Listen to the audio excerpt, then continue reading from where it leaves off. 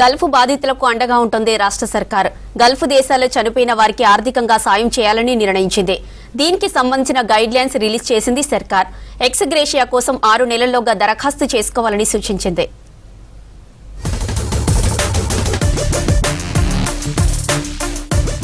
Gulf దేశాలకు వెళ్లి ప్రాణాలు కోల్పోయిన కార్మికుల కుటుంబాలకు ఒక్కొక్కరికి 5 లక్షల పరిహారం ఇవ్వాలని రాష్ట్ర సర్కార్ నిర్ణయించింది. అర్హుల ఎంపిక కోసం విధి విధానాలు ఖరారు చేస్తూ సీఎస్ శాంతికుమారి ఉత్తర్వులిచ్చారు. బాధిత కుటుంబాలు జిల్లాల కలెక్టర్లకు దరఖాస్తు చేసుకోవాలని సూచించారు.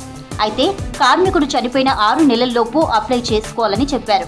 Bahrain, Kuwait, Iraq, Oman, Qatar, Saudi Arabia, UAE దేశాలకు వెళ్లి అక్కడే ప్రాణాలు కోల్పోయిన తెలంగాణ కార్మికులకు ఇది వర్తించనుంది.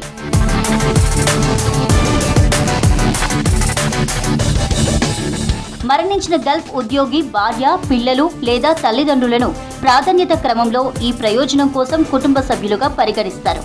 కారణంతో సంబంధం లేకుండా 7/12/2023న లేదా ఆ తర్వాత 7 గల్ఫ్ దేశాలలో ఏదో ఒక దానిలో మరణించిన వారికి పరిహారం వర్తించనుంది.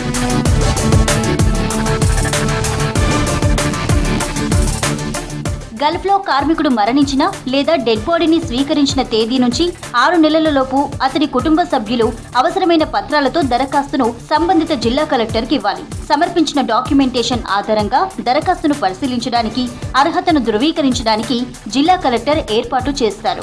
ఆపై జిల్లా కలెక్టర్ అర్హత ఉన్న కుటుంబ సభ్యునికి చెల్లింపు కోసం ప్రొసీడింగ్స్ రూపంలో పరిహారం మంజూరును వీలైనంత తొందరలో జారీ చేస్తారు. మంజూరైన మొత్తం 5 లక్షలు అర్హత కలిగిన కుటుంబ సభ్యుల బ్యాంకు ఖాతాకు నేరుగా బదిలీ అవుతాయి.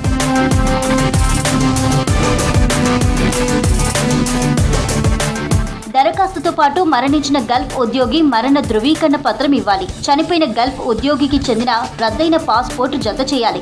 గల్ఫ్లో మృతుడి ఉద్యోగానికి సంబంధించిన రుజువు, వర్క్ వీసీ, ఉపాధి ఒప్పందం, దరఖాస్తుదారుల చెల్లుబాటు అయ్యే బ్యాంకు ఖాతా వివరాలు ఇవ్వాల్సి ఉంటుంది.